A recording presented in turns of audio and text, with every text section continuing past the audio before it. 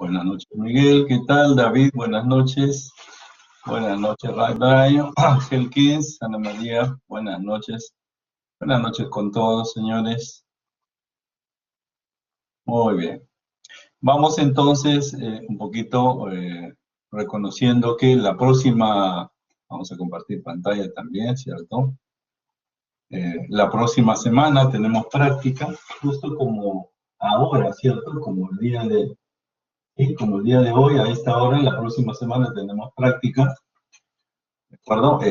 La temática va a entrar hasta lo que completemos el día de hoy, ¿ya? Es decir, nos falta solamente la segunda parte del caso 2 del diseño biaxial. Entonces, por lo tanto, tendremos como capítulo principal el diseño flexo-compresión, ¿cierto? El diseño flexo-compresión es un capítulo amplio. Tenemos el efecto de esbeltez como conceptos de teoría, de entender qué cosa es lo que está pasando al interior de una columna cuando consideramos una columna esbelta. Hemos hecho diagrama de interacción, hemos usado ábacos, ¿cierto? Hemos usado, pues, la estimación del acero, ¿no es cierto?, en una dirección, ¿está bien?, con ábacos. Y estamos completando la condición biaxial, ¿cierto? La condición biaxial, que implica para nosotros utilizar la ecuación de Breslet para verificar la condición biaxial en flexo-compresión, ¿de acuerdo? Entonces, toda esa temática, hasta lo que completemos ahora en el primer bloque, espero que no sea más de una hora, pues ahí estará nuestra práctica, ¿sí?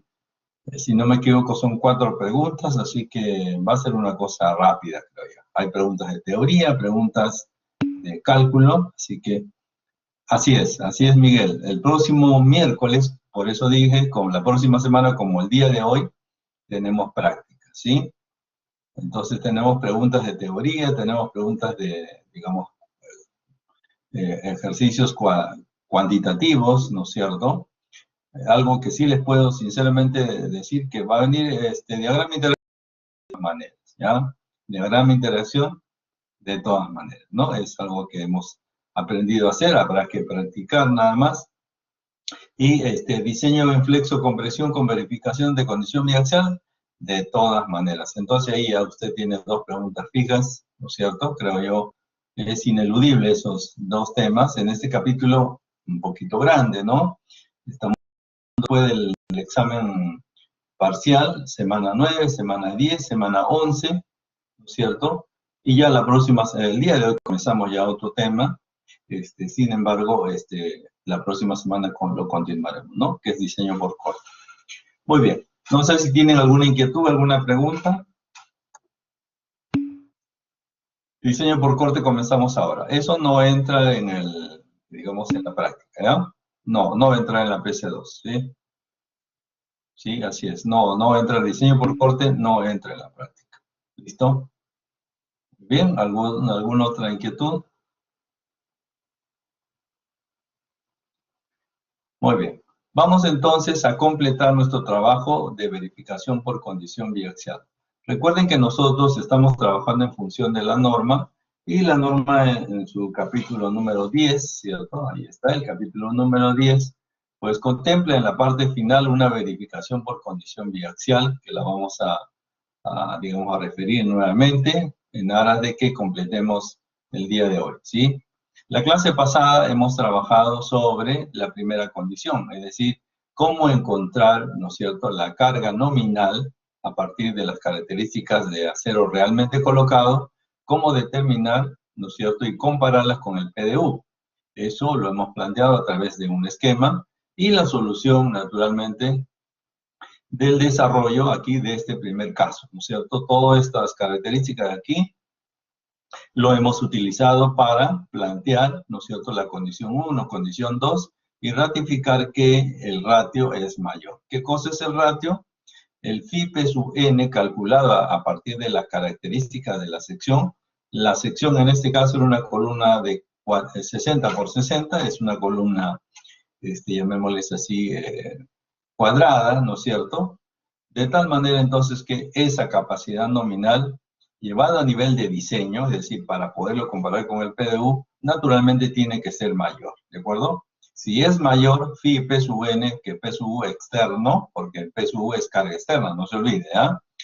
Phi P sub n es la capacidad nominal de diseño, es capacidad interna, o sea, la capacidad porque tiene una sección cuadrada de 60 por 60, porque tiene una cuantía de 36 centímetros cuadrados, ¿cierto? Y en función de eso ha sido posible medir su capacidad nominal, ¿no? en diseño.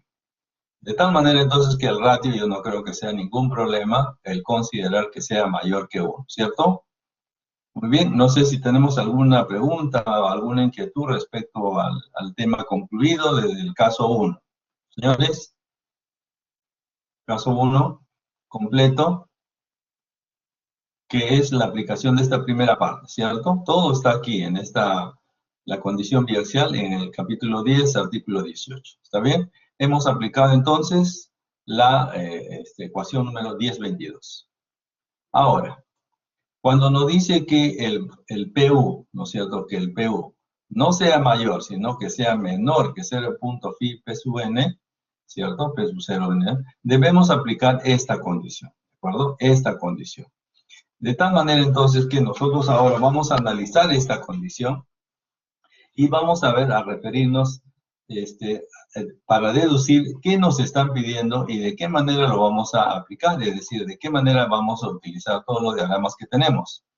En principio vamos a reconocer algunas cositas. El MUX, este valor de aquí, el MUX y el MUI, ojo, eso de acuerdo a su característica es carga existente, ¿cierto? Esto es carga externa. ¿Está bien? Eso viene entonces ¿de dónde? Proviene de las combinaciones. ¿Está bien? Proviene de las combinaciones.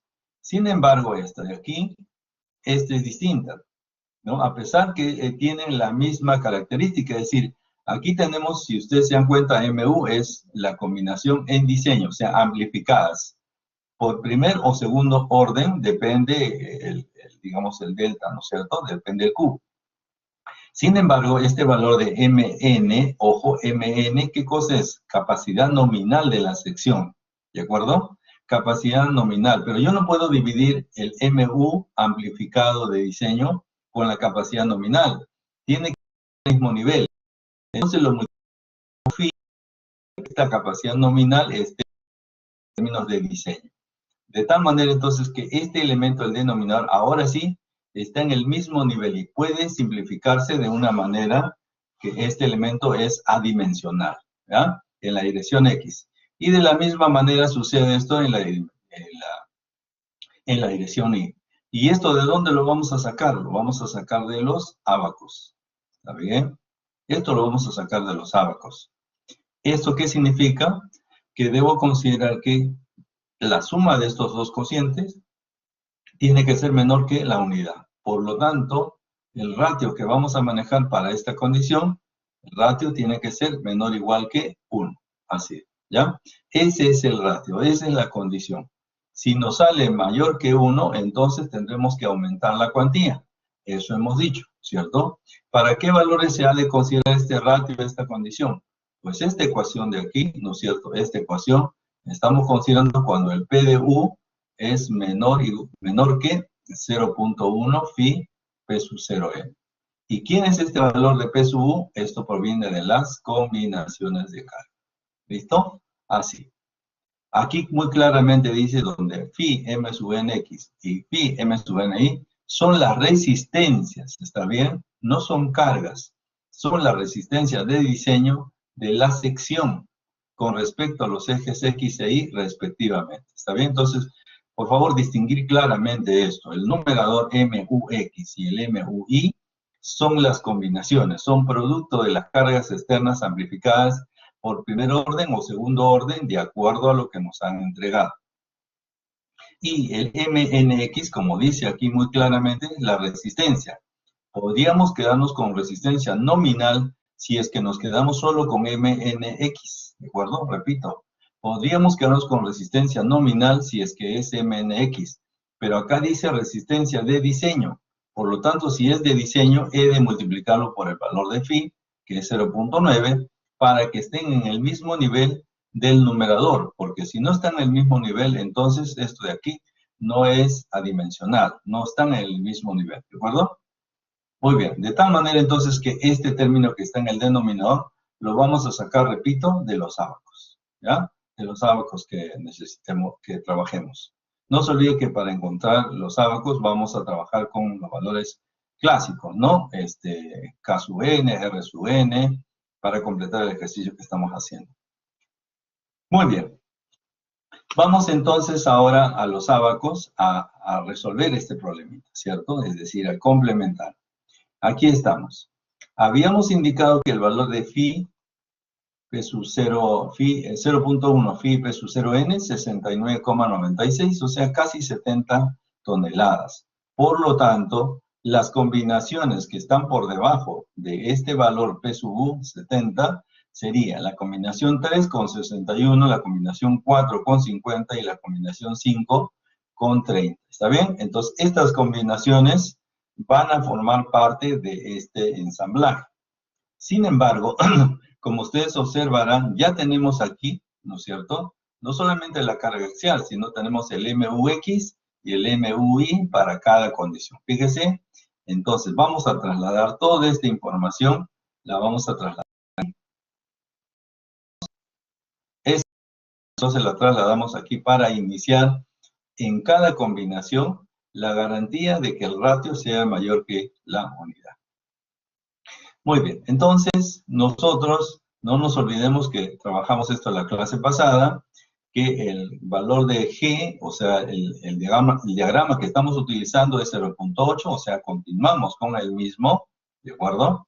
Y luego teníamos, digamos, la cuantía que era el 1%, ¿no? Para este ejercicio de acá. Entonces vamos a completar, fíjense, las características de este proceso. Antes, ¿de acuerdo? Antes vamos a identificar qué vamos a hacer. Miren, tengo el PU, tengo el MUX, tengo el MUI. Ahora, la pregunta está, ¿y cómo voy a determinar el phi MNX? Porque de eso se trata, ¿de acuerdo? Repito, yo tengo estos tres valores de aquí, ¿cierto? A partir de aquí, ¿cierto? Tengo estos tres valores para la combinación número 3, y la pregunta está, ¿y cómo voy a encontrar el phi MNX? La siguiente pregunta sería, ¿y por qué MNX es igual a MNI? Porque estas dos características corresponden a la misma distribución. Es decir, no estoy hablando de carga externa, estoy hablando del acero realmente colocado, que es un área de 36 centímetros cuadrados y distribuidos de manera homogénea en todas las caras de la columna. Es decir, en cada dirección tiene la misma cantidad de acero, por lo tanto, la capacidad nominal de resistencia minorada, es decir, al momento de diseño, es igual tanto en X como en Y. Entonces bastará con encontrar uno de ellos. La pregunta sigue pendiente. ¿Cómo voy a calcular phi MNX? Bien, vámonos por aquí, miren, en este cuadro de acá, ¿de acuerdo? Vamos a analizar este cuadro de aquí. Bien, en principio, partimos de que esta expresión de aquí, ¿no es cierto? Esta expresión de aquí es la misma que yo tengo aquí en la primera parte, ¿ya? Fíjense, lo vamos a verificar. Rn, este valor de Rn es igual a P sub n por E, aquí está, P sub n por E, sobre, a ver si no lo ven bien, lo vamos a amplificar, no hay ningún problema. Ahí está mejor, creo. Ya, esperemos que ahora sí se ve mejor. Repito, Rn es igual a P sub n por E, aquí está, espero que lo vean, P sub n por E, sobre el F'C, aquí está, área de la sección A sub G por H, ¿de acuerdo? Entonces, estoy colocando esta ecuación aquí para deducir de dónde voy a hallar el MNX, ¿de acuerdo? Muy bien. El MNX, ¿no es cierto? El MNX, este MNX, recuerde usted que está multiplicado por phi, por lo tanto es un MU, ¿sí? Observe usted. Entonces, el P sub n por E, si yo multiplico esto, lo que tendría sería el MN, ¿de acuerdo? MN. Y si yo lo divido entre phi, obtengo el MU. ¿Estamos? Repito. P sub n por E representa el MN. Si yo ese MN lo divido entre phi, lo que tengo en el numerador es M sub U. ¿De acuerdo? Nada más, no he cambiado otra cosa. Luego voy a despejar MU. ¿Estamos? Despejo MU. Y MU no es otra cosa que Rn por todo lo que está en el denominador. Aquí lo tenemos, ¿cierto? Repito, phi, aquí está, Rn, F'C y G. Ah, aquí faltó el F'C, ¿no? Uy, pues, ajá, faltó el F'C. No hay problema, ¿ya? Este valor va con el A sub G, no se preocupen. Sin embargo, ojo, sin embargo, ¿ya? Sin embargo, el MU es igual a phi por MN, ¿está bien? Repito, sin embargo, el valor de phi, perdón, MU es phi por MN, ¿cierto? Entonces, si nosotros utilizamos aquí, si nosotros utilizamos el E de X, ¿cierto? Esto representaría el P sub NX. Si esto es P sub NX por E sub X, este de aquí sería phi por MNX, ¿de acuerdo? Que es lo que realmente yo necesito, ¿está bien? Necesito el phi MNX y el phi MNI, ¿de acuerdo? Eso significa entonces simplemente multiplicar el phi por el F'C, por el Rn, A sub G, por H, ¿de acuerdo? Así. Pero para esta expresión, ¿no es cierto? Para esta expresión, yo necesito el valor de Rn, ¿se da cuenta, no? Yo necesito el valor de Rn. Entonces, ¿de dónde va a salir ese valor de Rn? Va a salir precisamente de este gráfico, ¿ya? De este gráfico y lo vamos a demostrar. Ahora, de repente por ahí alguien está pensando, se olvidaron de acá colocar. Vamos a verificar, está bien, mire, ve, este elemento, este producto, RMNX, representa el producto de todo esto, ¿no es cierto? Y aquí está. Entonces, aquí tenemos, y voy a ampliar un poquito más para que vean que no me olvidé del valor de G. Ahí está, la expresión, está bien. Este es esta expresión de aquí. Y aquí está el valor de F'C, ¿ya? No me he olvidado, ha sido un error de tipeo nada más, ¿ya? ¿Sí? ¿Estamos? Muy bien. Vamos entonces ahora a entender, ¿no es cierto?, cómo es que voy a calcular este valor. Vamos a poner un poquito más arriba. ¿Cómo es que voy a calcular entonces este Rn? ¿De acuerdo? Este Rn. Muy bien. Nosotros, como hemos trabajado anteriormente, tenemos el PU, el MUX, el MUI, y yo necesito entonces para encontrar este valor de Rn, necesito intersectar digamos, la cuantía, que es el 1%, ahí lo tiene usted, esa es la cuantía, con un radio que tiene una característica, ¿no? El Rn, porque en realidad, Kn, perdón, pero yo le he llamado C, para que no se confunda, porque es esta nomenclatura de aquí, esta valoración, no es este lado. Entonces, para que no se confunda con eso, le he puesto una columna de C, ¿no es cierto? Y esta base de aquí es Rn, ¿de acuerdo? Esta base de aquí es Rn. Entonces vamos a comenzar exactamente como hicimos el caso anterior. Yo tengo que encontrar primero el E de X. ¿Por qué el E de X? Porque el E de X representa, ¿no es cierto?, llamémosles así, la excentricidad en esta dirección. Bueno, aquí he tomado el valor, ¿no es cierto?, el mayor de los dos, ¿de acuerdo? Porque estamos hablando de una columna cuadrada. Luego, el E de X, ¿no es cierto? El E de X entre H, que vendría a ser esta tangente de aquí, esta tangente, voy a marcarla, este es el ángulo, la tangente sería esto, entre esto de aquí, sería E de X entre H, ¿está bien? Bueno, en realidad es ese valor entre 100, ¿no? Entre el ancho del elemento, ¿no? A ver, vamos a poner un poquito más acá, acá está. H, ¿no es cierto? Entonces tendríamos esta expresión, ¿no es cierto? Este valor de X entre este ancho H. Muy bien. Una vez que tengo eso, entonces ya tengo el valor de 0.2 y ahora lo multiplico un ratito, que este gráfico me resulta, ya, yo creo que ahí está bien, para no estarlo moviendo cada rato. Ya. Ahí estamos. Ya, ok, un poquito más. Ya, listo. Ahí creo que está mejor. Entonces, repito, estoy aquí entre E de X entre H, 0.20, y determino esta altura de aquí. Esta altura de aquí, ¿cómo la determino? Entre el valor de 0.45, aquí está, les dije que tomamos el máximo, entre E de X. Entonces tendríamos nosotros, repito, esta altura representa el 0.45, que es este máximo valor, entre el E de X, H, ¿cierto? La pendiente. Y eso me va a dar, entonces, en este caso, 2.21. 2.20 para tener una referencia. Entonces tengo que buscar 2.20, pero esto se sale del gráfico. Si se dan cuenta, llega solamente hasta 2. Entonces vamos a extrapolarlo para saber cuál es el valor final que tengo.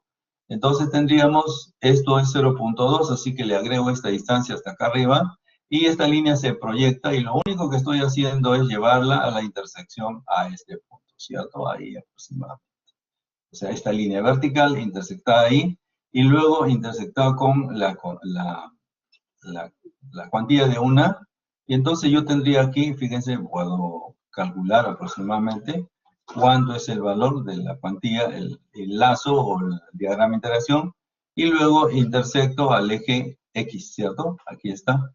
Y tendríamos entonces 0.10, 0.11, 0.12. Quiere decir que Rn en este caso, ¿no? El valor que ustedes encuentren, pues, ¿no? 0.12. Puede ser que esto sea un poquito más arriba, más abajo, casi no va a cambiar el resultado, fíjense, porque en realidad, voy a ponerlo un poquito más acá, ¿de acuerdo? Así, estamos. Entonces, en realidad, fíjense, la variación que va a hacer es mínima, ¿sí? Es mínima. Y aún así lo pongo, ya, mire, ve. ¿Cuánto varió? Casi nada, ¿cierto? Me quedo con 0.12. Aquí tengo 0.12 Rn, y por lo tanto, de inmediato lo que vamos a hacer es multiplicar todos esos factores que les comenté hace un momentito, 0.7, el valor de Rn, ahí está en azul, F9, que es el F'C, ¿no es cierto? Y así, todos los valores que estamos trabajando. De tal manera entonces que ese valor me va a salir M de NX 50.80 toneladas por metro. Como habíamos dicho, el mismo valor de MNX va a ser igual al MNI. ¿Cuál es la justificación? Porque es una columna cuadrada, ¿está bien? Y estoy yo verificando MN, la capacidad nominal, ¿no es cierto? La capacidad nominal del momento en la dirección X. Y dado que es cuadrada y perfectamente con todo el acero distribuido en sus dos direcciones iguales, entonces es el mismo valor. De tal manera entonces que ya podemos plantear el ratio. ¿Qué cosa es el ratio? Aquí tenemos la expresión, el MUX, es decir, este valor entre este valor más el MU, este valor entre este valor de aquí, esta suma de los cocientes, ¿no? Esta suma de los cocientes me deben dar menor que la unidad. Aquí lo tengo, miren, ¿ven? Aquí está. Tengo entonces... bueno, acá he tomado uno solo porque, bueno, va a dar lo mismo, ¿ah? Pero, en fin, como es como llamemos, el mínimo común múltiplo, ¿cierto? El mínimo común múltiplo, los dos denominadores son iguales, ¿está bien? Entonces, la expresión de sumar por separado da lo mismo que si yo sumo los numeradores y los divido entre el denominador, ¿no? Para eso lo he simplificado así, ¿no? De tal manera que vamos a, digamos, hacer la operación simplificada, vamos a tomar la expresión numérica del modo más simplificado. Repito, aquí entonces yo podría haber puesto o colocado H25 entre N25 más I25 entre N25, ¿cierto? Queda lo mismo en realidad, ¿no? Para no retirar E. Y ese valor que me sale es 0.23, ¿está bien? Y 0.23 es menor que la unidad. Entonces quiere decir que se ha cumplido con el primer elemento. ¿Listo? Muy bien. Vamos a hacer el segundo y el tercero porque necesitamos hacerlos todos, ¿de acuerdo?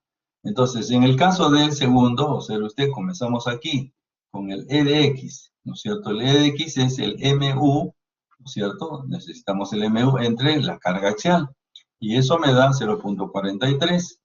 Luego determinamos el E de X, que no es otra cosa que el cociente de E entre H, que es 60.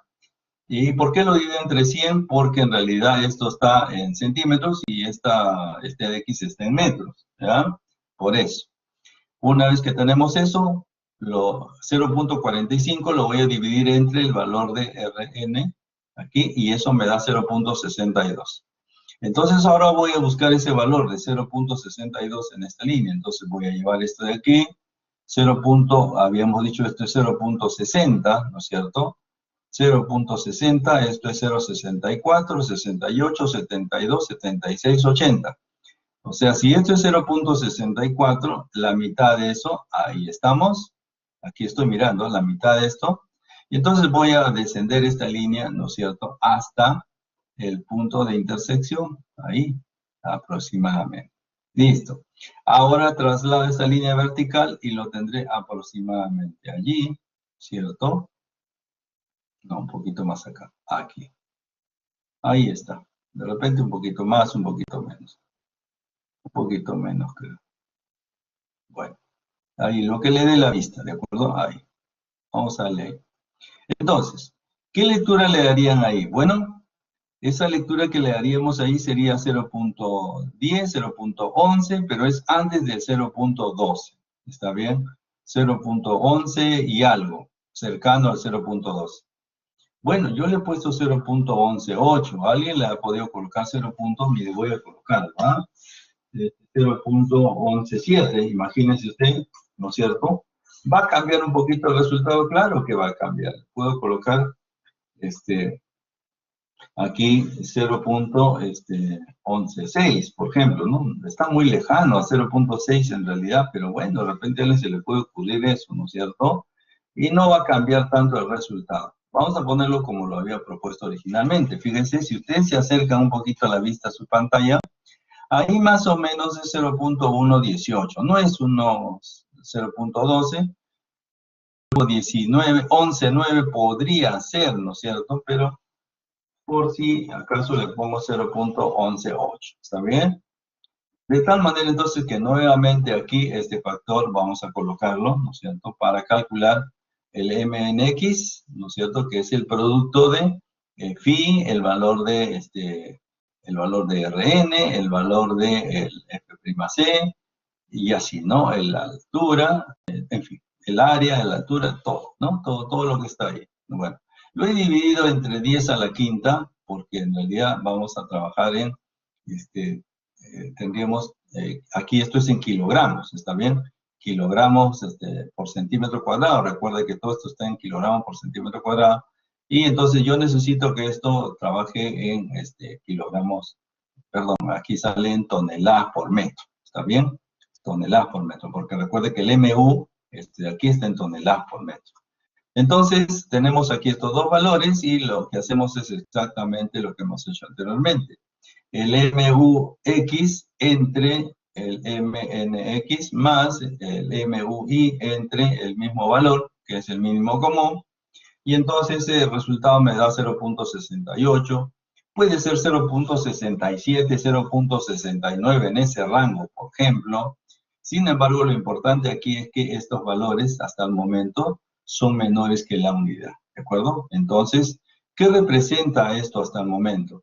Que la cuantía que habíamos ingresado prevalece, es decir, se mantiene aún con la verificación en condición biaxial vía ecuación de Bresler. Ese es el criterio. Exactamente podemos hacer lo mismo, está bien, y vamos a hacerlo con la última condición. La última combinación, entonces tenemos aquí el MUX, el MUI, estas son cargas externas, calculamos el E de X, lo dividimos entre 0.60, que es digamos, la dirección, 0.79 nos da el valor de C, lo buscamos, ¿cierto? Aquí fíjense, aquí vuelvo a repetir este proceso, esto es K0.4, aquí tendríamos 0.64, 0.68, 0.72, ya nos pasamos y nosotros queremos 0.79, ¿cierto? Aquí tendríamos un poquito menos, ¿no? Un poquito menos. Repito entonces, necesitamos el 0.79, ¿no? Que prácticamente es 0.8, ¿ah? Sería 0.8, 0.79 estaríamos allí, más o menos, ¿ya?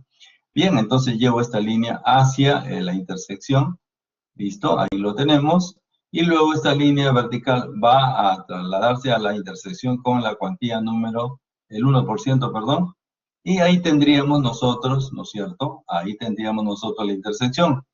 ¿Qué valor de Rn estamos encontrando? Bueno, aquí tendríamos 0.11, 12, 13, 13.4 puede ser, sí, puede ser, 13.4, 13.3. Vamos a ponerle 0.134, ¿está bien? Así, ¿listo? Entonces, este factor lo que va a hacer es amplificar, bueno, va a trabajar con el MNX, como ya lo hemos visto anteriormente, a través de toda la expresión completa, que es esta de aquí, y lo voy a corregir, perdonen, aquí faltaba un F'C.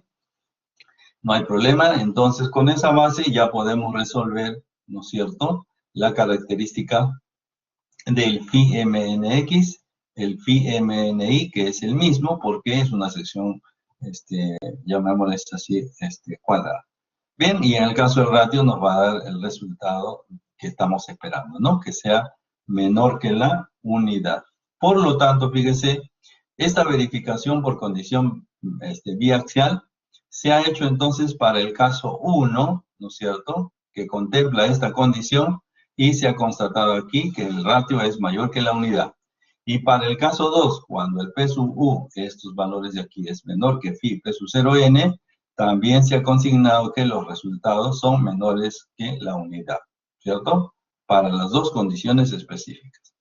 Por lo tanto, ¿cuál es la respuesta en realidad en este caso? Bueno, la respuesta es que, para el presente caso, que con estas condiciones de carga, habiendo estimado como primer paso, ¿no es cierto?, esta característica, habiendo verificado que cumple las condiciones de biaxial, entonces la cuantía 0. o el 1% queda ratificada. ¿Está bien? Solo en este instante ya podemos distribuir el acero que corresponde. En este caso son 36 centímetros cuadrados. Nosotros estamos trabajando con el acero, aquí está, el acero, el diámetro longitudinal es de 3/4, ¿está bien? Esto es de 3/4. Si tengo 36 centímetros, entonces lo que vamos a hacer, ¿no es cierto?, es dividir, ¿no? 36 centímetros entre 2.84, ¿bien? Y eso me da 12.67 varillas, ¿de acuerdo? 12.67 varillas. ¿Cuál es lo real entonces? Yo necesito múltiplos de 4, ¿está bien? Se ha pasado casi por un pelo, ¿no? O sea, 12 es múltiplo de 4. Eso me obliga entonces a trabajar con 16 varillas de 3/4 en todas las caras, ¿no? 16 varillas repartidas en todas las caras. ¿Listo? Y ahí tendríamos ya la respuesta final del criterio de condición biaxial para el ejercicio propuesto. ¿Preguntas, señores?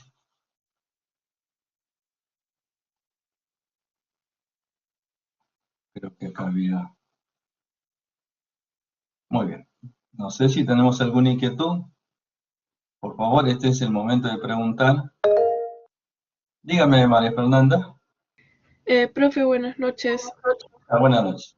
Para la PC también, por ejemplo, sí, nosotros estábamos tomando para hallar la cuantía solo el momento último en X porque era el mayor respecto a Y. Sí, ¿Eso sí, correcto. también, de esa manera vamos a resolver todo Así o es, sí. solo esta es una excepción por ser una columna cuadrada? Bueno, lo que pasa es que esta es una columna cuadrada y aquí había que chequear en X y en Y de modo independiente. Lo que en realidad estoy presentando un ejercicio el más simple posible para no alargar el ejercicio. Pero es cierto, si nosotros tuviéramos una sección rectangular, tendríamos que trabajar como lo hemos hecho aquí, fíjense. Aquí hemos hecho en la dirección X y en la dirección Y, ¿no es cierto? Así. Es A decir, pesar evaluar de... los dos casos en X y en Y. Correcto, así es. Evaluar los casos en X y en Y. Así es, para esta segunda parte. O sea que el valor de MNX, ¿no es cierto?, tendría que ser distinto al MNI. Bueno, sí, habría que agregar, ¿no es cierto?, más digamos, más trabajo, ¿no? O sea, en realidad es más operaciones, nada, ¿no? Ya, profe, gracias. ¿Listo? Ok. Muy bien. ¿Otra pregunta?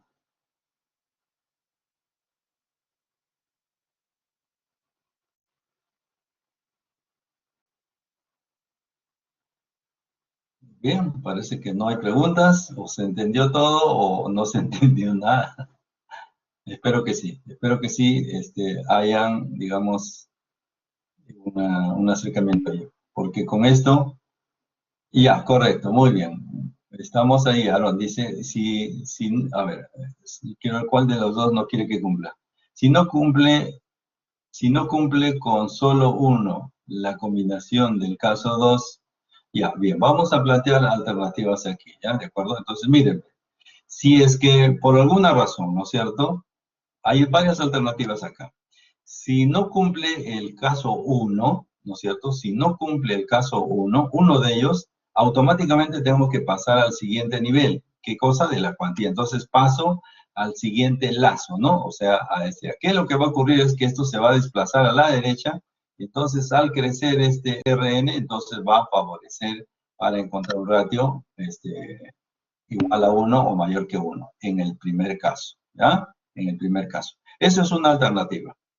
Puede ser que por efecto del caso 1 esto pase sin novedad, pero resulta que aquí no pasa, ¿está bien? Entonces la pregunta está, ¿qué hago? ¿Tengo que volver a hacer el análisis desde el caso 1 e incluir el caso 2? Si es que eso lo detecto solo en el caso 2, no.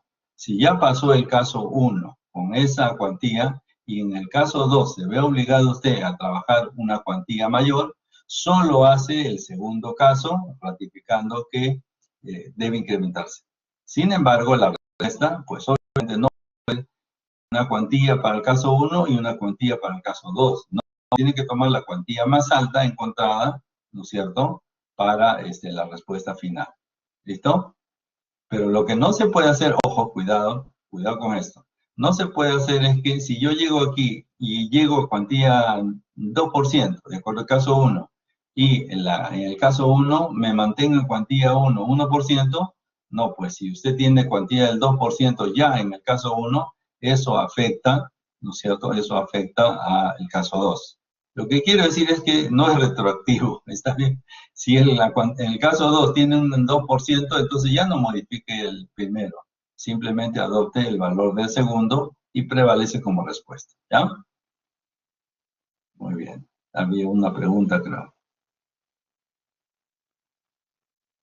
Sí, sí, está bien con los valores positivos. Sí, eso es correcto. Sí, no consideren los valores negativos. Sí, puede ser que hayan casos como el que encontramos.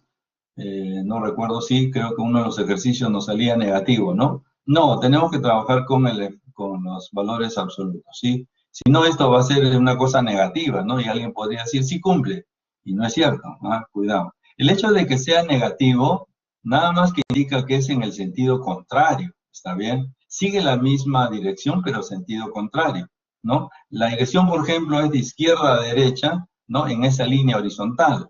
Pero el sentido puede ser de izquierda a derecha o de derecha a izquierda, pero sigue siendo la misma aplicación, ¿ya? Ese es el sentido del signo, ¿ya? Entonces, en este caso se trabaja sin el signo, o el valor absoluto, por llamarle así, ¿no? Muy bien. ¿Alguna otra pregunta más?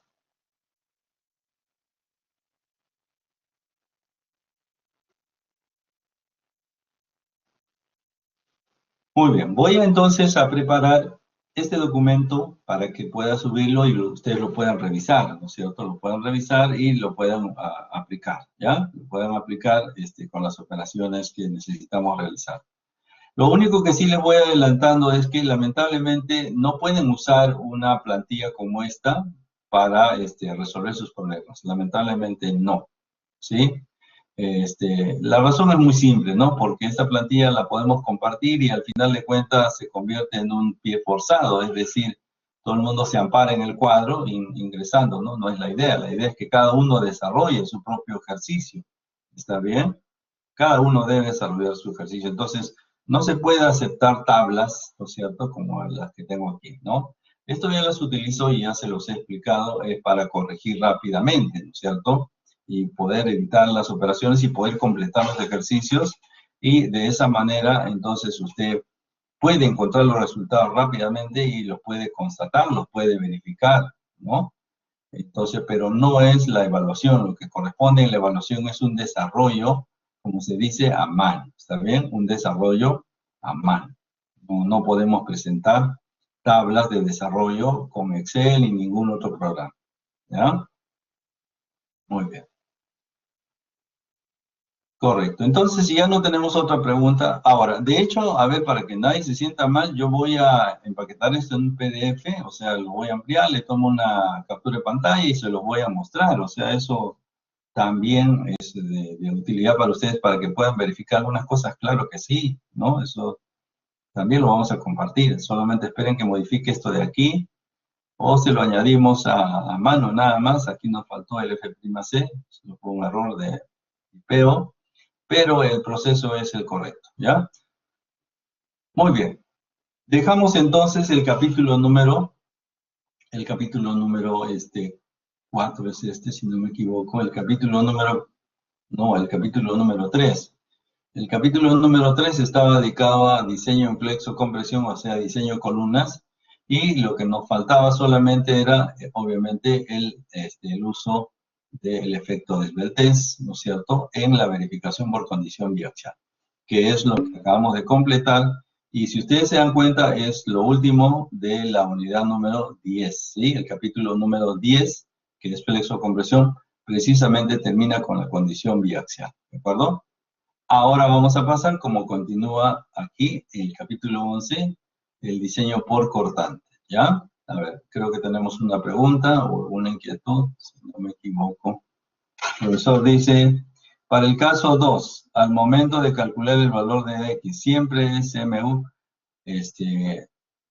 A ver, yo creo que sí, o sea, no siempre, siempre es. ¿Por qué sería distinto? A ver, o sea, esta parte sí, bueno, hay que revisarla, pero ¿qué otra manera podría haber? Bueno, solamente que en este caso tiene una columna mayor. Claro, si es una columna cuadrada, ¿no es cierto? Tomamos el caso más desfavorable, ¿no? Solamente eso. Pero, obviamente, siempre será el caso correspondiente, ¿no? MUX, MUY en cada dirección, si fuera rectangular, y si es que fuera cuadrada, podríamos asociarlo al mayor valor, solo en ese caso, ¿ya? Solo en ese caso. ¿Está bien? ¿Sí? Correcto. Muy bien. Ok, está bien. Gracias por la pregunta también, pero un poquito capciosa, ¿no? Podría entenderse otra cosa, pero es correcto, ¿no? Columna rectangular con el MUX, el MUY. Columna cuadrada, el mayor valor. ¿Listo? Eso simplificaría un poquito las cosas. Listo, señores. Entonces vamos a entrar a un nuevo capítulo, ¿cierto? A un nuevo capítulo. Esto lo tenemos también en el aula virtual, fíjese. Aquí se los voy a mostrar. Esto corresponde entonces a la unidad número 4, ¿cierto? En la unidad número 4, que ya está habilitada, está bien, vamos a diseñar a los elementos horizontales y verticales por diseño por cortante.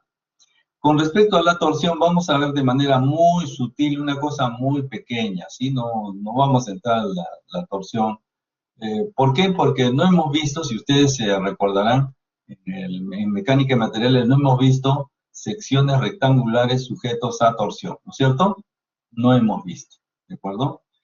Ese tema se ha suprimido, ¿de acuerdo? Se ha suprimido. Antes, hace pues 2 años más o menos, o un poquito más, o 3 años, sí se enseñaba la torsión en elementos rectangulares, ¿no? Pero se ha suprimido ese tema, por lo tanto el efecto de torsión se ve simplemente de modo simbólico, ¿de acuerdo? Entonces aquí, en realidad el diseño es estrictamente, propiamente dicho hablando, es el diseño por cortante, ¿de acuerdo? Para elementos horizontales, como son las vigas, y para elementos, digamos, verticales, como son las columnas. En buen romance, lo que significa el diseño de columnas por corte, y de vigas por corte, no es sino encontrar un sustento para colocar los estribos, ¿cierto? Como ustedes pueden observar aquí, ¿no es cierto? Hay muchas letras, hay muchas, estos estribos que saben qué cosa es, ¿no es cierto? Pero tenemos que entender por qué se coloca, por qué dice aquí 2H, 2H, ¿no es cierto? ¿Por qué dice S máximo de medios, Fi medio, Fi mínimo 3/8, en fin, ¿por qué dice S aquí? ¿Por qué dice 5 centímetros? En fin, todas estas letritas que están aquí, las vamos a analizar, ¿de acuerdo? Las vamos a analizar. ¿Ya? Entonces, de tal manera entonces que eso corresponde al diseño por cortante, ¿sí? O por corte. El diseño entonces se le llama así diseño por cortante, aunque en realidad debería llamarse diseño por tracción diagonal, ¿de acuerdo? Ese es el nombre correcto, pero de acuerdo a la norma, como ustedes ya están revisando de este lado, dice acá diseño por cortante, asociado a que tenemos un diagrama, ¿no es cierto? ¿Se acuerdan el diagrama de fuerza cortante? Asociado a esa característica, ¿no? De tal modo entonces que vamos a ir revisando lo que dice la norma y vamos a ahondar un poquito del tema y vamos a reconocer que el diseño por cortante no es otra cosa que el diseño por tracción diagonal, ¿de acuerdo? Así, con esos términos incluso y debidamente fundamentado, ¿ya? Muy bien. Antes de comenzar este capítulo número 11, ¿no es cierto? Vamos a ver un pequeño video que un poquito cierra el diseño por flexión y aquí aparece el diseño por cortante de una manera muy sutil, ¿de acuerdo? Y lo vamos a comentar a finalizar el video para que ustedes recapaciten entonces cómo es que el diseño de una viga es integral, es decir, no se trata de diseñar longitudinalmente y luego transversalmente, no, sino que pertenece, ¿no es cierto?, al desarrollo de falla de cualquier viga sujeto a flexión, ¿ya? Vamos a ver entonces el video antes de comenzar esta presentación. Bien, es un video en realidad mudo, pero espero que lo puedan revisar. Vamos.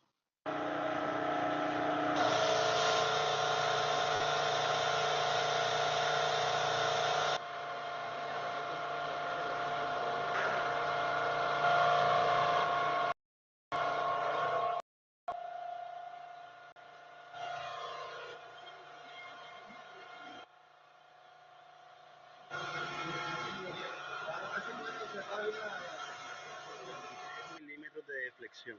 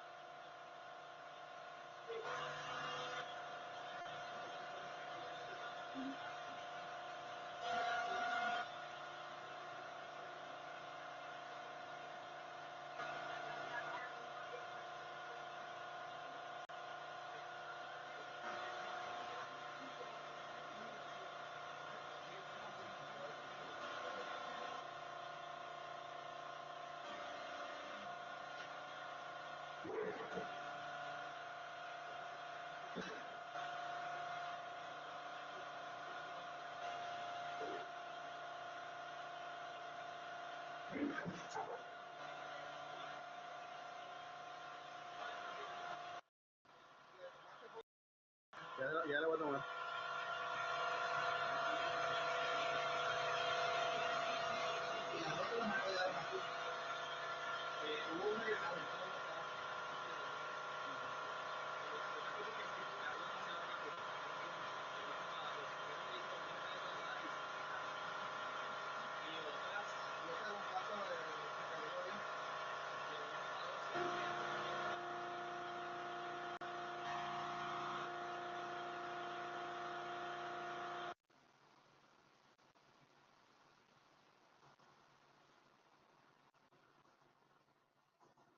Muy bien. Si yo les pregunto qué tipo de falla se ha producido en esa viga en el diseño por flexión, ¿qué me responderían ustedes? ¿Qué tipo de falla es? A ver, ¿alguien se anima a hacer un comentario? ¿Qué tipo de falla es? A ver, hay respuesta por aquí. Una falla dúctil, dice Aarón. ¿Por qué, Aarón? ¿Por qué dice que es una falla dúctil?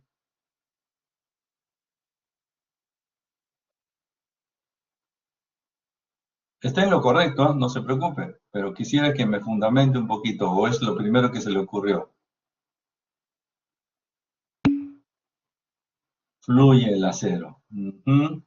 Bueno, yo no le he visto fluir al acero, pero sí he visto otras características que me hacen pensar que es un diseño dúctil. ¿Ya? No sé si usted ha visto el acero que fluya, pero no, sinceramente no lo he visto.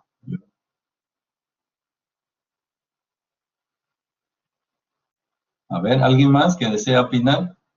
Es importante que usted vaya tomando criterios, ¿no es cierto? Y se vaya formando ya esos criterios que progresivamente vamos a ir incorporando, cruzando la teoría con esta pequeña experiencia, ¿no? Y esto de aquí va a ser importante en el diseño por cortante, ¿ya? El diseño por cortante, pues suele ser un poquito más, no complejo, pero sí, digamos, de soporte un poquito extraño. Por eso es que traigo a colación este video y también enlazo con lo que es el diseño por flexión. Bien, se los digo, sí, es un diseño dúctil. ¿Por qué razón es un diseño dúctil? Porque más allá de que que el acero fluye, todo elemento dúctil, ¿no es cierto?, no tiene una respuesta frágil, ¿cierto? ¿Qué es una respuesta frágil? Que el elemento colapsa de inmediato y de improviso. Ustedes han visto que este diseño, ¿no es cierto?, se ha deformado, tiene una carga constante y está creciendo desde la parte superior y el elemento prácticamente se ha pandeado un poco más y parecía un metal, ¿no es cierto? No es un metal, tiene concreto y tiene acero. Por lo tanto, es cierto, implícitamente ha fluido el acero, ¿no? Eso debo deducir. Pero a la vista, lo que he logrado observar es que se deforma, ¿cierto? Se deforma tanto que se fisura en la parte inferior, se salen los bloques del recubrimiento, ¿no es cierto? Y hasta el final se ve el acero, ¿no? A pesar de eso, no colapsa. Si se dan cuenta, le han colocado la carga y seguían dándole y lo que querían era que falle, ¿no es cierto? ¿No es cierto? Sin embargo, fíjense, ese mismo elemento ante una eventualidad. Imagínense una eventualidad, algo que usted se imagine en paralelo, y que ese elemento esté en servicio, o sea, esté dentro de una edificación. ¿No sería interesante verlo desde ahí en un caso crítico, ¿no? Que puede ser un sismo, puede ser cualquier eventualidad de riesgo, que usted vea que la viga se está fracturando, le está saliendo la fisura, usted lo puede pintar, le puedo medir y no se cae el elemento. Es decir, le dice, ya pues sale de una vez antes que me caiga, ¿no? O sea, ese es el detalle, que un diseño dúctil precisamente busca eso, ¿no? Y la norma, en esencia, de lo que hemos estado revisando la primera parte del semestre, ¿cierto? Hasta la semana 7, hemos buscado siempre un diseño dúctil. Siempre hemos estado atentos a que no sobrepasemos el 75% de la cuantía balanceada. La razón es muy simple. No queremos que se caiga sin la posibilidad de que avise que está por caerse y entonces es posible evacuar. ¿Se da cuenta? Ahí tenemos un claro ejemplo, entonces, de que ese diseño es dúctil. Es dúctil porque es capaz de deformarse sin colapsar. ¿Se da cuenta? Ese es el ejemplo vivo, entonces, de un elemento que al ser sometido a una carga, provoca una flexión, por cierto, la zona de tracción está en la parte inferior, el concreto salta porque el concreto pues no trabaja a tracción, el que va a entrar a trabajar ahí es el acero va a fluir, de todas maneras lo va a hacer, ¿no es cierto? Sin embargo, la zona de compresión, en la parte superior, se mantiene incólume hasta el final, ¿no es cierto? Hasta el final se mantiene ahí y eso se llama, en esencia, diseño dúctil, ¿de acuerdo? Ok, Aaron, gracias. Usted tenía toda la razón, ¿no es cierto? Y usted ha respondido teóricamente y está bien, ¿no? Teóricamente sabemos que el acero fluye cuando es dúctil y se produce esa circunstancia. A esto le añadimos entonces ese criterio.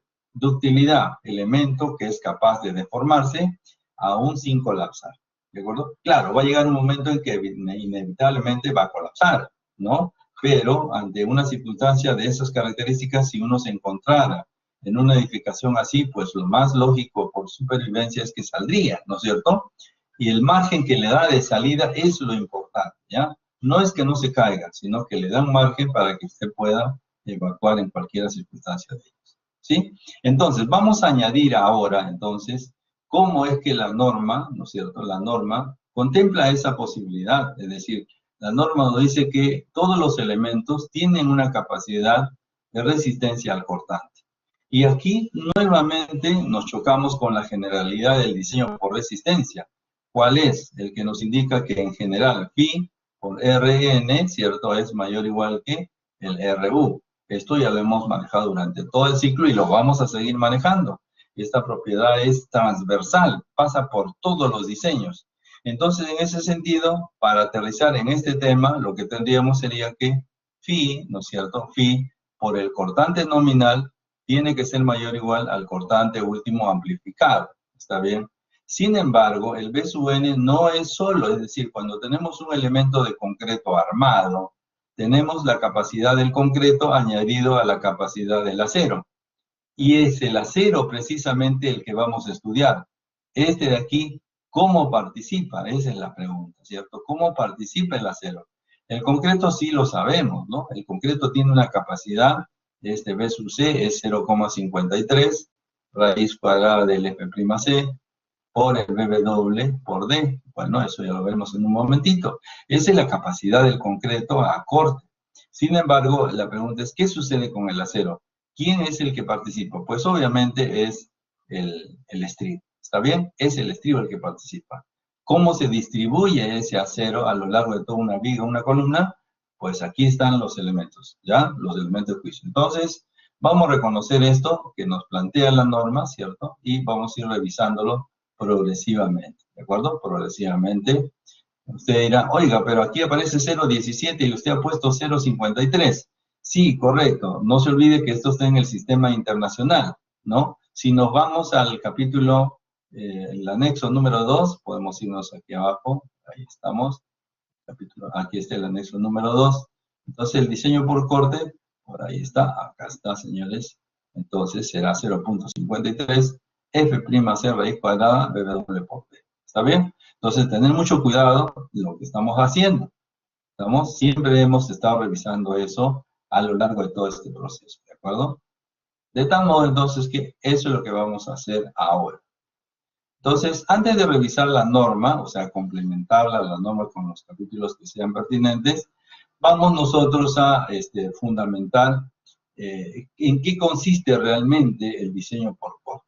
¿Listo? Eso es lo que vamos a hacer el día de hoy. Muy bien, lo vamos por aquí.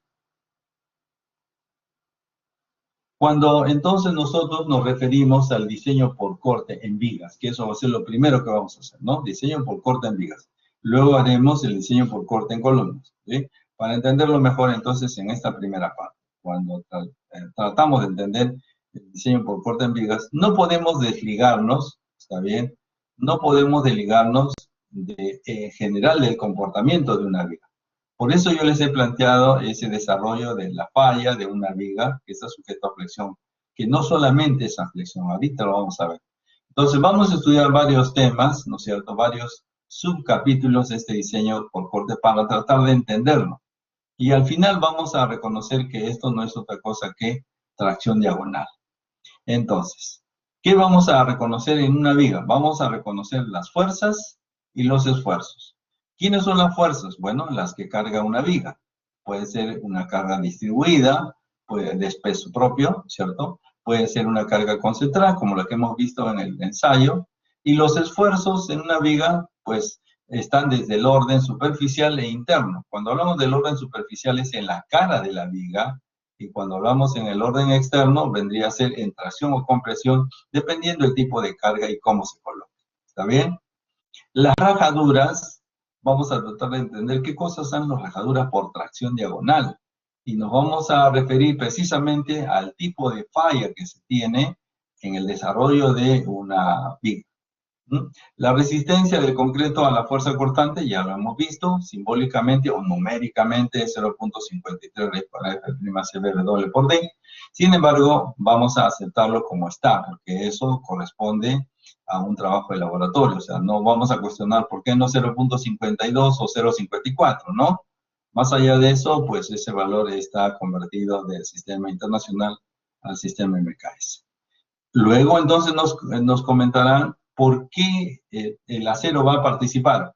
Puede ser que en algún momento no se necesite el acero, que el concreto sea suficiente. A pesar de eso, ¿no es cierto? A pesar del capítulo 11, que es el diseño por cortante, hay digamos, un capítulo más adelante, que es el capítulo 21, que es como diríamos, la última etapa de apelación. Ustedes saben que judicialmente uno puede apelar, ¿no es cierto?, a la última instancia, ¿no? Al nivel supremo, por decir, la Fiscalía Suprema, no lo sé, no soy abogado, pero a la Suprema, por decir, si vamos primero a un juicio y pierde usted, tiene la posibilidad de apelar a la Suprema. Aquí igualito, ¿está bien? Entonces, en el caso de una fuerza cortante, ¿está bien? Veremos con el capítulo número 11. Sin embargo, vamos a apelar y nos vamos a ir a la Suprema. ¿Quién es la Suprema? El capítulo 21, ¿de acuerdo? El capítulo 21 es la Suprema, es decir, él es el que dispone finalmente y da veredicto. Es decir, esas son las recomendaciones sismoresistentes para el diseño por tracción diagonal. ¿Estamos? Entonces, esa será la segunda parte. Parte haremos bajo las condiciones estrictas del capítulo número 11. Sin embargo, teniendo en cuenta que el Perú se encuentra en una zona sísmica muy alta, entonces prevalece la instancia superior, que es el capítulo 21, ¿de acuerdo? Y ahí tendremos elementos que rescatar, como es el momento nominal de una sección, de una viga, para hacer participar lo que llamamos el cortante probable de rotura, el BPR, ¿ya? Bueno, eso un poco más adelante. De tal manera que una vez que contemplemos todo ese proceso, vamos a tener dos tipos de distribuciones, ¿no? La distribución por estribos por el cortante estático, es decir, sin considerar el cortante probable de rotura, porque ese es un efecto sísmico. Entonces tendremos aquí una distribución de estribos estático, que significa sin considerar el efecto sísmico, y lógicamente eso está limitado a ciertas zonificaciones del país, ¿cierto? La selva, por ejemplo, y parte de las ejes selva, es decir, de la sierra hacia la selva, ¿cierto? Sin embargo, toda la costa y la mayor parte de la sierra está naturalmente con un efecto sísmico importante, ¿no? Zona 4 y zona 3. Y eso significa entonces que la distribución del acero va a cambiar. Ya no solamente por cortante estático, se le va a añadir entonces cortante plástico, ¿no es cierto? Por el cortante sísmico, ¿ya? Entonces, fíjense que cada una de estas cositas tiene su detalle y tiene bastante tema que tratar. Espero que alcancemos a terminar por lo menos hasta aquí, antes de hacer un ejemplo, para que podamos entender. O sea, lo que necesito yo en este momento no es que hagamos un ejercicio y veamos cuál es la distribución del acero, que lo podríamos hacer de inmediato. Aplico un par de fórmulas y asunto resuelto. No es la idea. La idea es que usted tenga fundamento para hablar, ¿no es cierto?, del diseño por corte. ¿Está bien? Eso es lo que necesitamos, que usted adquiera esa habilidad, que sustente el diseño por corte. Luego ya los números que vengan, ¿ya? Luego los números que vengan. Muy bien. Nosotros hemos visto, ¿no es cierto?, lo que llamamos las fuerzas internas y sus diagramas, ¿no? Para una viga cualquiera, ¿no es cierto?, tendremos cargas independientes de cualquier tipo, sea distribuida, concentrada, y ante un corte específico nosotros vamos a encontrar fuerzas internas, ¿cierto? Fuerzas internas. Aquí tenemos un ejemplo de lo que significaría tomar la parte izquierda y la parte derecha. La consistencia está en que los momentos son iguales y el cortante son iguales, pero la dirección es contraria, ¿cierto? No nos olvidemos que si hacemos un corte y tomamos la parte izquierda, el momento es positivo, me refiero a antihorario, y el cortante hacia abajo es positivo, ¿está bien? Como valor, ¿está bien? Pero si planteo sumatoria de fuerzas verticales, esto naturalmente es negativo, porque va hacia abajo, ¿ya? De tal manera entonces que si yo analizo un diferencial, ¿no es cierto?, un diferencial de X, voy a tener este complemento, ¿cierto? Voy a tener este complemento, ¿ya? Eso desde la perspectiva del análisis estático. Desde la perspectiva de mecánica de materiales, ¿no es cierto? Imagínese usted que tengo una carga aplicada aquí y nosotros, ojo, nosotros tenemos un apoyo a la derecha y a la izquierda. Imagínense que este es el eje central. El gráfico se ha hecho lo más simple posible para tomar en cuenta esta característica, que es lo que voy a analizar ahora. Sin embargo, lo que nosotros hemos reconocido es que tengo un apoyo aquí y el simétrico está al otro lado, que está fuera de la pantalla. La carga está aquí en medio, ¿no es cierto? Y si tengo esa viga que hemos visto, ¿no es cierto?, de tal modo entonces que tengo un apoyo a la izquierda, un apoyo a la derecha con una carga central, nosotros en la superficie, ¿no es cierto?, de esa viga, vamos a tener estados planos de esfuerzo, ¿no? Esto lo hemos visto en mecánica de materiales, por cierto, ¿no? De tal modo entonces que esos estados planos no son los máximos, ¿cierto? No son los máximos, ¿sí? Eso solamente son estados planos, en la dirección X, en la dirección Y, en fin. Y la manera de calcularlos, pues el tau sería, ¿no es cierto?, el cortante por el momento estático entre la inercia centroidal y el ancho, ¿no? Eso lo hemos aprendido. Sin embargo, hemos aprendido también que girando, ¿no es cierto?, encontramos el esfuerzo máximo. Está bien, girando. O sea, aquí vamos a reconocer que al girar, ¿no es cierto?, un ángulo principal, vamos a encontrar precisamente el mayor valor. ¿Ya? Muy bien. Eso por esto. Ahora, miren, ¿ve? Vamos a acordarnos del video que hemos visto, ¿no es cierto? Y aquí nuevamente estamos, lamentablemente, el gráfico es así, pero estamos tomando solo la mitad, ¿de acuerdo? Apoyado aquí a la derecha y apoyado aquí fuera del gráfico, la carga central.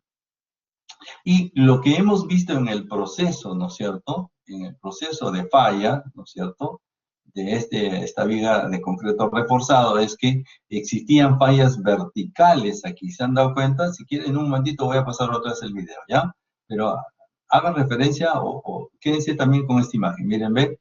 Y hacia la derecha, hacia los apoyos, esta línea, miren, de la parte central hacia el apoyo, esta línea comienza a inclinarse. ¿Está bien? Comienza a inclinarse, ¿ya? Comienza a inclinarse. Tomen en cuenta eso, por favor, ¿ya? Entonces, una manera, deben haber ustedes estudiaron física 4, magnetismo, ¿no? O no han llevado eso. ¿No han llevado magnetismo? A redes de flujo, tampoco, en hidráulica.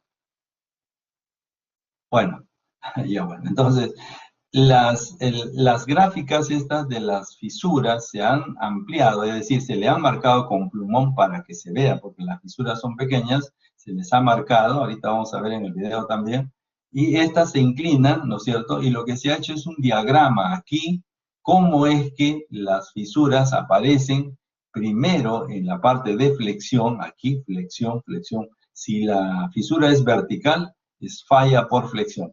Pero luego se van inclinando, ¿no es cierto?, en la parte superior. Y lo mismo sucede en el simétrico del lado izquierdo. Entonces, ¿qué es lo que sucede realmente en esta posición? Vamos a tratar de ejemplificar esto. Fíjense, un segundito. Entonces, aquí yo puedo tener, voy a ponerlo por este lado, ¿sí? Voy a ponerlo por aquí. Un esfuerzo, sigma de X, ¿cierto? Y sigma de Y. Vamos a ponerlo así para que usted vea lo que estamos haciendo. Y luego, entonces, si yo giro, ¿no es cierto? Si yo giro, está bien, si yo giro, voy a tener aquí un esfuerzo máximo, esto lo sabemos por mecánica de materiales, ¿ah? Y aquí tengo un esfuerzo mínimo, ¿cierto? Ahora, si usted se da cuenta, mire, voy a extender esto, ¿de acuerdo? Y aquí, ¿a quién tengo? Aquí, repito, ¿a quién tengo? Aquí tengo el esfuerzo máximo, no solamente hacia arriba, sino también para abajo, ¿está bien? Así yo tengo aquí mi cuadradito, ¿de acuerdo? Sigma máximo. Y en este sentido tengo el mínimo. ¿Está bien? Ya ni lo voy a poner. Por lo tanto, entonces, esta flechita que está acá significa que proviene de este esfuerzo. Y este esfuerzo colocado en este tramo de aquí significa que está generado por una fuerza. Es decir, repito, el esfuerzo no es automático, el esfuerzo proviene de una fuerza. Recuerden, esfuerzo es fuerza sobre área, es lo más elemental que podemos reconocer. Por lo tanto, existe una fuerza, aquí existe una fuerza que permite que esto falle así en forma diagonal. ¿Está bien? Que falle en forma diagonal. Y aquí está el diagrama, ¿no es cierto?, que permite reconocer esto aquí también. ¿No es cierto? Aquí, perdón. Entonces, ¿qué es lo que existe? Existe lo que llamamos nosotros una fuerza perpendicular, ¿no es cierto? Y si se dan cuenta, es una falla diagonal. Fíjense, esta es una falla diagonal, estas son diagonales, ¿sí? No es vertical, no es horizontal, ¿sí? Repito, no es vertical, no es horizontal, es diagonal. Por eso, y como yo tengo este elemento que se esté estirando, tengo aquí mi cuadradito, se esté estirando, entonces tiene sentido que en vez de llamarle diseño por cortes, se llama diseño por tracción diagonal. Ojo con eso. Falla por tracción diagonal, porque en realidad eso es cierto. Fíjense, esta fuerza proviene de este esfuerzo, y esta fuerza es diagonal en todas sus instancias, ¿ah? Diagonal más arriba, más abajo sigue siendo diagonal. ¿Está bien? Diagonal, ¿sí? Entonces, a este nombre propio de diseño por cortante, en realidad debería llamársele diseño por tracción diagonal. Tracción porque existe una fuerza que permite encontrar este esfuerzo. ¿Está bien? Y entonces ese tipo de fisura aparece en forma diagonal. ¿Listo? Por eso es la razón del video. Mire, voy a regresar al video en la parte final para que usted observe, ¿de acuerdo? Lo que estamos revisando. Oh, se fue, pero no hay problema. Creo que es esto. Vamos a adelantarlo un poquito para que lo veamos de una manera. Ya está. Mire, ve, aquí, cómo este de aquí ya se está inclinando, ve. Este de aquí ya entró en diagonal. Este de aquí también está inclinándose. Y aquí también. Es decir, no solamente van vertical. Vertical en la parte inferior, sí, eso sí, vertical en la parte inferior. Pero en la medida que van subiendo, esta se va inclinando, ¿de acuerdo? Se va inclinando. Ya. Milímetros de deflexión. No en vano, entonces, fíjese, a ver, un segundito. Vamos a parar esto. Miren, ve, arranque en la parte inferior como flexión, falla por flexión, sí, eso es una falla por flexión, pero en la medida que va subiendo se va inclinando, ¿no? ¿Se dan cuenta? Tanto a la derecha como a la izquierda, ¿está bien? Repito, tanto a la derecha como a la izquierda, ¿de acuerdo? Eso es lo que sucede.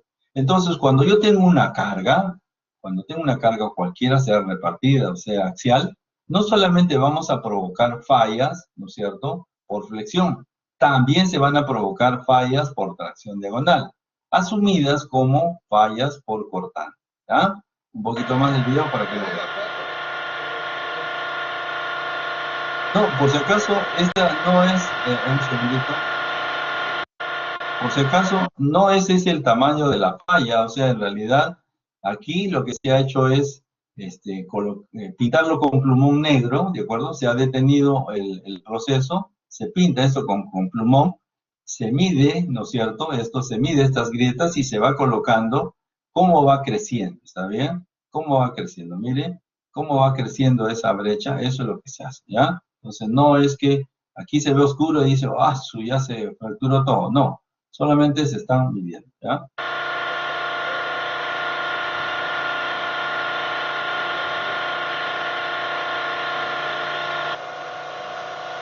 Miren cómo se está inclinando más aquí, acá también, ¿sí? Se están inclinando los extremos. Normalmente este tramo de aquí y este de aquí no está muy cargado, pero pareciera que está un poquito desalineado, pero bueno. Ahí nosotros podemos ver, miren, podemos notar claramente que la viga tiene una, no sé, pues una deformación muy importante, ¿no? Muy importante. ¿Cuántos centímetros habrán acá de diferencia, ¿no es cierto? Si yo trazo una línea de este punto a este punto de aquí, aquí tranquilamente deben haber centímetro y medio, 2 centímetros. Para esta distancia es demasiado, ¿no? Es demasiado. Y a pesar de eso, sigue en pie, ¿no? Sigue en servicio.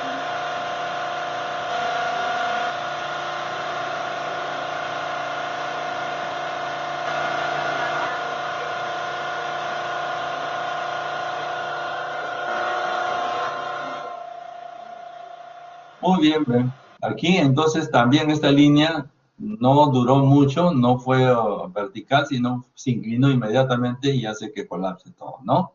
Sin embargo, estas líneas tienen esa tendencia, aquí también tienen la tendencia y en la parte central original tenía esa tendencia, ¿de acuerdo?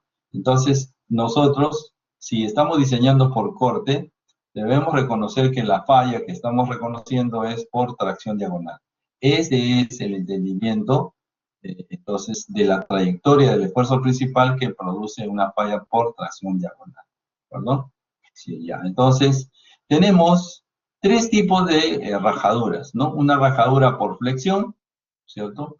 Una rajadura por tracción diagonal, aquí hay un borrador, aquí dice rajaduras de tracción diagonal, ¿de acuerdo? Y rajaduras por flexo-tracción, ¿de acuerdo? Así. Yo les sugiero que lo lean, pero a mí me interesa más el gráfico. ¿Sí? Fíjense, cuando usted vea, ¿no es cierto?, en servicio, una falla, una fisura, tiene aquí un elemento de juicio para ver cuál es el orden y de qué manera entonces tiene la tendencia de falla. Si la rajadura es vertical, es un problema de falla por flexión.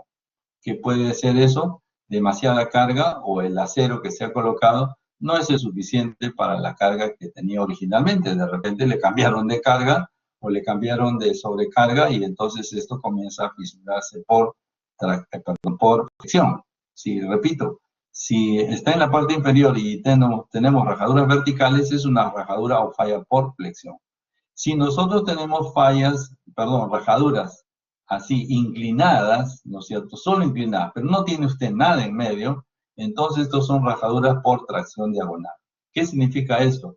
Es probable, es probable que los aceros de la distribución de los estribos hayan sido los adecuados. Aquí vamos a ver un poquito más adelante que se llama zona de confinamiento. Izquierda y derecha, zona de confinamiento. Y esa zona de confinamiento representa una densidad, ¿no es cierto?, obligatoria, lo vamos a ver después, bajo un espaciamiento no mayor de. Entonces, si tenemos este tipo de falla, entonces lo más probable es que hayamos tenido problemas en el diseño. Y claro, si se pueden producir ambas, ¿no es cierto? Ambas, es decir, tenemos fallas de flexión y fallas por tracción diagonal, como está sucediendo en el gráfico, ¿no es cierto?, anterior o el video, es que entonces estamos exigiendo la viga más allá de su exposición original, ¿no? Por ejemplo, aquí, esto es lo que está pasando, ¿no? Se le ha añadido una carga tal que el elemento está fallando por flexión y por tracción diagonal. ¿Listo? Así. Eso es importante, por favor, identificar, porque no es solamente diseñar, sacar un número y ya está. No, sino que tenemos que tener un criterio para trabajar el concepto de diseño por corte bajo el tema de tracción diagonal, que tiene un buen sustento. Muy bien. Este elemento, ¿no es cierto?, que se produce, esta forma de fisurarse, genera que exista una zona, ¿de acuerdo? Una zona que es muy débil, ¿de acuerdo? Esta zona de aquí, esta fracción que está sombreada, está aquí. Y esa se produce a una distancia, ¿no es cierto?, una distancia de peralte efectivo de la viga, ¿ya? A una distancia de la cara, que es el peralte efectivo, ¿sí? Eso lo vamos a analizar un momentito más. ¿Quiere decir esto? Bueno, no voy a entrar en el tema matemático, ¿cierto? Pero lo que sí puedo reconocer es que este tipo de falla, que es a flexión, lo resolvemos con un acero horizontal, ¿no es cierto? ¿Por qué? Porque aquí hay tracción. Eso lo hemos visto siempre. Esto es una falla por flexión. Pero cuando tengo una falla, ¿no es cierto?, inclinada, ¿está bien? Como es el diseño por corte, o sea, tracción diagonal, cuando tengo una falla por, una falla inclinada, ¿no es cierto? ¿Qué significa? Tendría que utilizar una grampa, o sea, un estribo inclinado, ¿está bien? Inclinado, para que ataque exactamente quien lo provoca. Porque quien lo provoca es la tracción diagonal, es decir, tengo una fuerza para arriba y una fuerza para abajo. Entonces, ¿quién debería asumir? Pues un acero inclinado, ¿está bien? Fíjense, aquí, si yo tengo una fuerza en este sentido y hace que aparezca una fisura, pues el que asume en esa misma dirección es el acero. Por lo tanto, si tuviera una falla por tracción diagonal, como es la característica, entonces yo debería tener un acero inclinado en la misma dirección de la fuerza para asumir, por ejemplo, esa tracción. Es así entonces que el refuerzo por corte, es decir, el estribo, debería ser inclinado, ¿sí? Si yo tengo una falla de esta naturaleza, debería tener, ¿no es cierto?, un estribo inclinado, ¿ya? ¿Por qué? Porque la fisura es inclinada. Sin embargo, ustedes saben perfectamente que los estribos no son inclinados, los estribos son verticales al eje longitudinal del acero de refuerzo, ¿cierto? Eso es la realidad. Entonces la pregunta está, ¿por qué si el refuerzo por corte, que es de tracción diagonal, debería ser inclinado, por qué lo hacen vertical? A ver, ¿qué me dirían ustedes?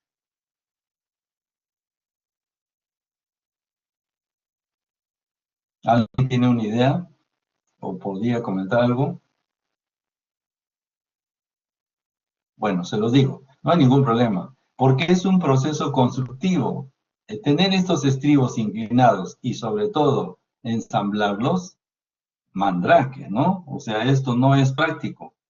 Ahora, estos estribos son más prácticos, pero ahora pregunto, ¿serán realmente eficaces? O sea, porque, ojo, si yo lo debo considerar inclinado y lo estoy asumiendo vertical,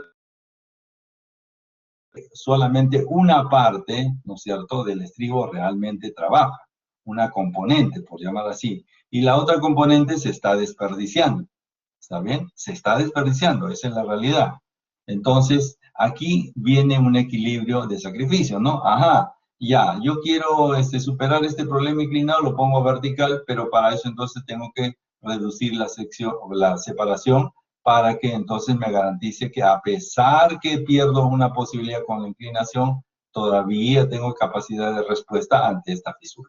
¿Se dan cuenta? Entonces, fíjense cómo el diseño no es estrictamente lo que se requiere, porque la realidad es que se requiere esto, ¿no? Esto es lo que se requiere. La realidad es esta de acá. Entonces se asume que una parte se va a tomar de esa manera. ¿Listo? Muy bien. Entonces, aquí viene la descomposición, pues, porque en realidad, repito, tenemos, ¿no es cierto?, esta necesidad inclinada, está bien, pero se va a asumir digamos, un estribo que tiene un BS, es decir, el cortante del acero, ese es del steel, ¿no?, del acero, entonces una parte de esto va a trabajar, la otra fracción no va a trabajar, ¿de acuerdo? Así, bien, no vamos a entrar ahí. Entonces, de acuerdo al código de la CI y a nuestra norma, el B sub n, la capacidad nominal del concreto, tiene, ¿no es cierto?, dos componentes, ¿no?, el concreto y el acero. El del concreto, pues eso es una fórmula, lo sabemos, una capacidad específica, y el cortante del acero será en función de lo que me falta respecto del BU, ¿de acuerdo? Eso lo veremos a continuación. Entonces, fíjense, nosotros vamos a disponer que si tengo un apoyo, bueno, aquí tengo el eje central de la viga simplemente apoyada y tengo una carga distribuida, pues nuestro diagrama de fuerza cortante tendrá esta característica, ¿no? Supongo que deben acordarse en el curso de concreto, perdón, de estática básica, ¿no? Una viga simplemente apoyada con carga distribuida tiene una línea inclinada, ¿no? Entonces, se ha detectado entonces que en este tramo, a una distancia de D, peralte efectivo de la viga, se va a encontrar el esfuerzo máximo de diseño. Y ahí se va a calcular con eso, ¿de acuerdo? Entonces, no se calcula el cortante BU con el máximo valor. No, porque no ese es el valor que tomamos. Si no tomamos a una distancia D de la cara, porque lo que va a suceder es que, como habíamos dicho por aquí, a ver un segundito, acá está, esta falla, ¿no es cierto?, este bloque que es el crítico, se produce a una distancia D de la cara, ¿ya? Se produce a una distancia D de la cara. De tal manera que se produce esto en realidad, fíjense, ¿no es cierto? Si yo tengo un apoyo aquí, la distancia de este punto de corte, este de aquí, y se inclina, porque la falla es inclinada, tiene una distancia D. ¿Y qué cosa es D? Es el peralte efectivo de la viga. Ahora, esa distancia D puede cambiar, o sea, hay que pensar en el diseño, ¿no es cierto?, en todas sus condiciones. De tal modo, entonces, que, por ejemplo, la norma, la E060, nos indica que de dónde debemos sacar el cortante BU, ¿ya? No siempre es igual. Por ejemplo, si yo tengo una viga apoyada, o sea, una losa, perdón, una viga, ¿no es cierto?, apoyada en cualquier elemento, ¿no? O sea, un muro, una placa, qué sé yo. Entonces, debo tomar a una distancia D de la cara. A esa distancia debo tomar el cortante último, porque esa es la sección crítica. Si yo tuviera una columna y tuviera vigas, el B último no voy a tomar al eje de la columna, ni a la cara. Voy a tomar a una distancia D de la cara. A esa altura encontraré el BU. Recuerde que el BU es el cortante, el diagrama de fuerza cortante último, ¿no?, para esa viga o esa losa, ¿ya? Esto se produce cuando tengo un apoyo que trabaje en compresión, ¿no es cierto? Repito, esta viga o esta losa se apoya en este punto. Esta viga y esta viga se apoyan en esta columna. Ahora, cuando la columna, ¿no es cierto?, el soporte de esta viga trabaja en tracción, porque aquí está en tracción, está suspendido, entonces ahí sí la sección crítica es la sección que está en la cara, ¿de acuerdo?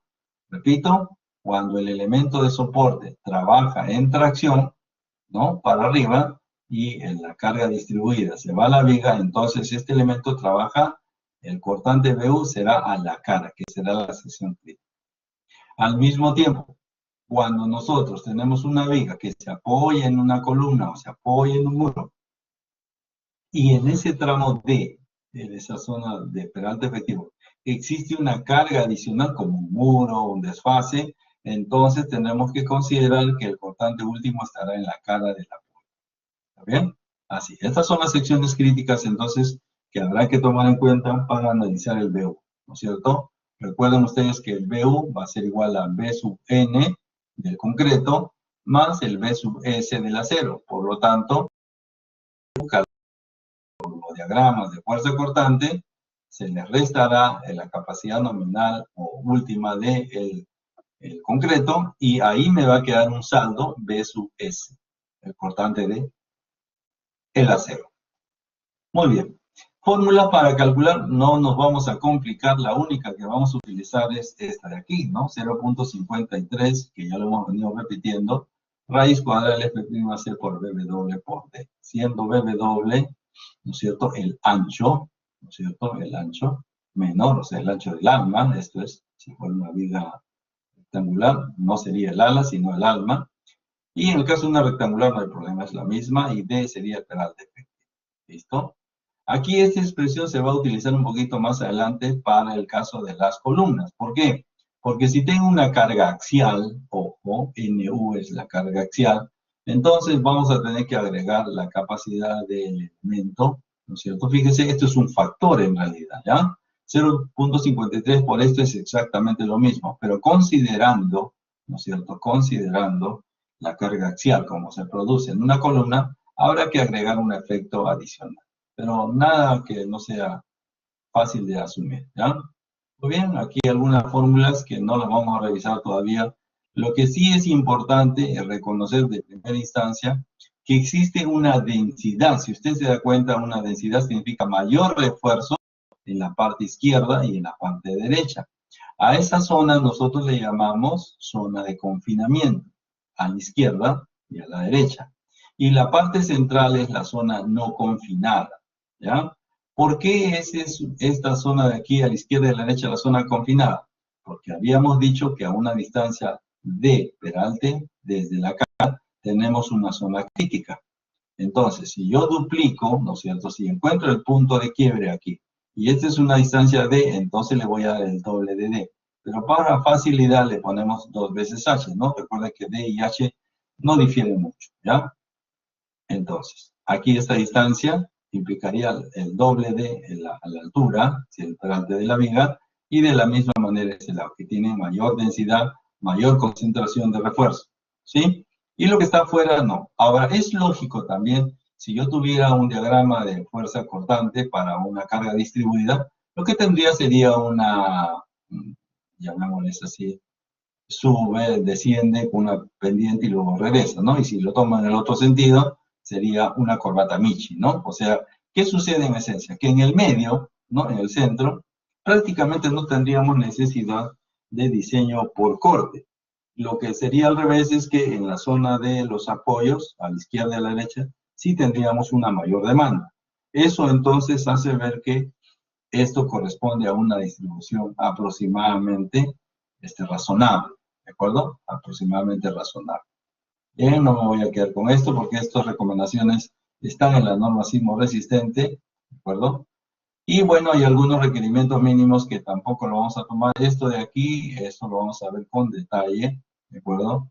Y van a haber aportes de la resistencia máxima. Bien, aquí tenemos un ejemplo, pero no lo vamos a comenzar, ¿de acuerdo? No lo vamos a comenzar para trabajarlo en esto en la próxima sesión, ¿ya? Aquí lo único que queríamos hacer es un recuento, ¿no es cierto?, de la introducción. Es más importante aquí, antes de hacer un ejercicio, reconocer, ¿no es cierto?, que el efecto en lo que llamamos diseño por corte no es otra cosa que el diseño por tracción diagonal, como lo acabamos de ver. Muy bien, señores, yo creo que ha sido suficiente con esto. No quiero avanzar un poquito más porque la práctica está circunscrita solamente hasta flexo compresión y a partir de la próxima semana comenzaremos ya con el diseño por corte con este ejemplo, ¿no es cierto?, para poder trabajar la distribución de estribos. Todo esto lo vamos a ver la próxima clase y haremos, lógicamente, más ejercicios para que usted pueda tener una solvencia en ese sentido. ¿Listo? A ver, tenemos una pregunta. Dice el profesor, entonces, ¿es la unidad TRI? Sí, correcto, Ana María. La práctica número 2 es exclusivamente de la unidad número 3, que es flexocompresión. Como se dice, de cabo a rabo. Desde lo que hemos visto, el diagrama de interacción, hasta la verificación de diseño por condición biaxial, pasando por el efecto de esbeltez. Eso es. ¿Ya? Dígame, David. Profesor, ¿qué tal? Buenas noches. Sí. Al ver el video vi que la falla se originaba en el centro, entonces ¿no sería recomendable tener mayor cantidad de estribos en el centro que a los costados? No, porque en realidad, a ver, le voy a mostrar algo para que usted lo pueda visualizar también. El diagrama, mire, ve, el diagrama de fuerza cortante, ¿no es cierto?, tiene esta característica para una carga debidamente distribuida, ¿no? Supongo que eso sí se acuerda de estática. Entonces, el cortante BU, o sea, la carga externa, tiene un mayor valor hacia el eje. Sin embargo, se va a tomar a una distancia de la cara. Este es el BU.